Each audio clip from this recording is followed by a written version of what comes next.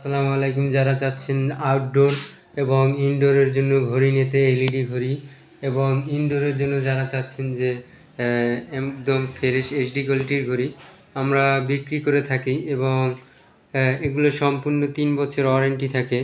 এগুলো হচ্ছে যে ওয়াটারপ্রুফ, যেগুলো দেখছেন বিন্দু বিন্দু, এটাও 3 বছর ওয়ারেন্টি।